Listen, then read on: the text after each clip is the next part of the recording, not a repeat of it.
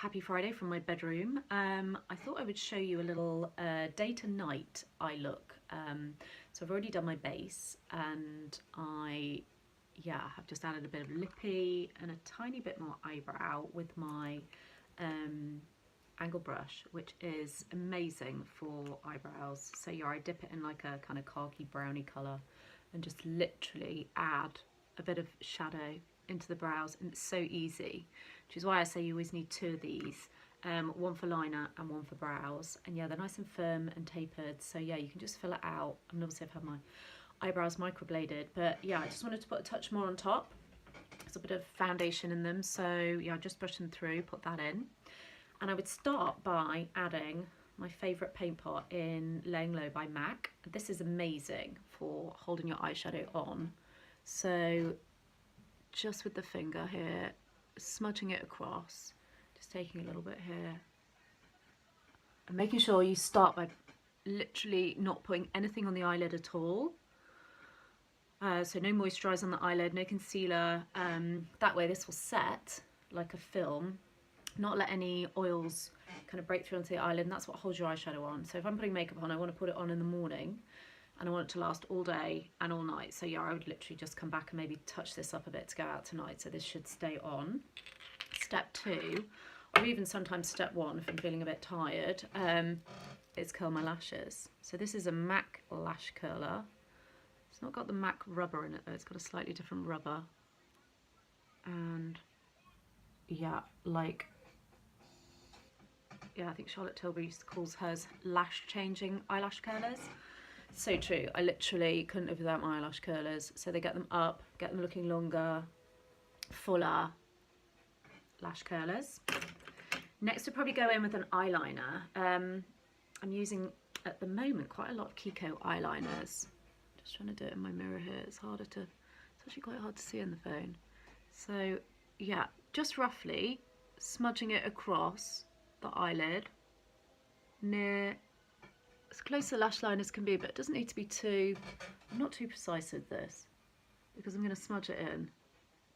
And I find when I'm a bit paler, I quite like the more grey tones. When I've got more of a tan, I kind of like the warmer shades. At the moment, pretty pale, even though I had added a little bit of a Lancome Fair, I think it's called Weekend in Capri Tan, which I like. It's just taking that kind of really pale edge off my skin.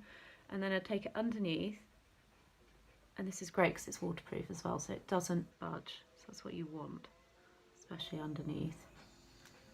Now this has got a little smudger on the end, which I was talking about the other day, a little rubber smudger. Now my smudger, my little smudge brush, is made out of fine bristles. It's got a little bit of product in it. And these are so much better at moving and kind of softening the product. And also you can go back in with like some shadow and maybe just make it a little bit more smoky under here. I'm just tapping it in this really cute little Bobbi Brown eyeshadow palette I got at Christmas. Comes with a lip gloss. I thought these were amazing. So smudging it in. And also I just kind of like pull it down into the lash line here and just really smudge it in, just soften it up. Also makes the lashes look a bit fuller, and it just gives you a bit of colour. So when the eyes are open, like that colour just above the iris, that's really what you see. That's what kind of makes the eyes pop. So I've got a bit grey, kind of bluey greeny eyes. So the grey I like for me in the winter. If you've got more blue eyes, more golden skin tone, you're probably better with a warmer brown, or even a silver, like a silvery grey can look nice with blue. Okay, smudged in. Okay, then take a lid shade. I think I'm going to use this little Kiko number. Kiko do some really good eyeshadows as well, and these little pots, which I'm trying to get open. I can get in. Here we go. And this is like a lilac-y kind of grey, minky. It's quite a pretty colour. So I'm going minky, and I'm going to put minky not all the way down to the lash line, but on the lid. So this is quite a strong daytime look. I'm quite happy with that. So across the lids. And if you did want to lighten it up, you could always just take a light shade, like the pearl out of this little Bobbi Brown one, and you can put a lighter shade maybe here. So lighter shades will kind of open up, make things look bigger. So if you've got smaller eyelids, you're probably better with a lighter shade. I've got quite big eyelid, so I can go a little bit, I can go darker, it kind of reduces it a little bit. So that's just lightened it up. Sorry, using my little lid brush here, nice flat lid brush, all white lid brush with a rose gold, got a little rose gold necks on them. And then for the socket, this is what you need. This really helps create a really like blended, really pushes out the socket and just ties everything together. So I'm just tapping off the excess and I'm putting this into the socket here, into the crease, and just back and forthing. You see that okay? And then again.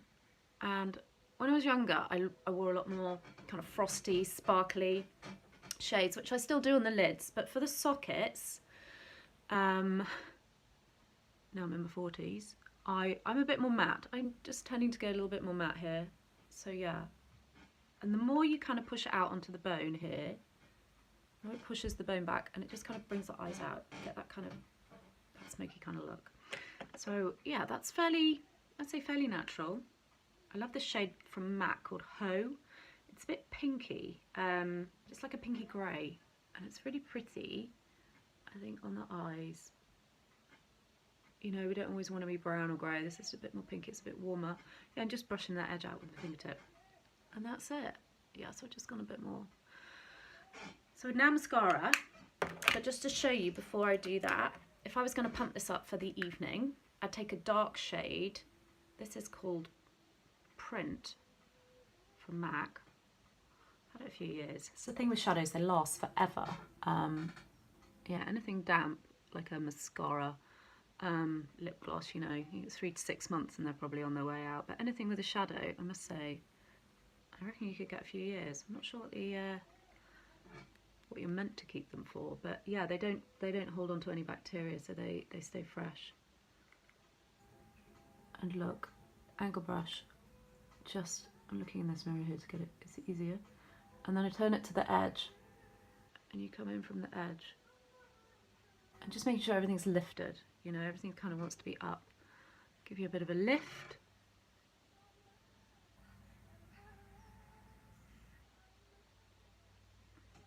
And maybe a bit underneath. And I'll probably put like a dark line on the inside as well.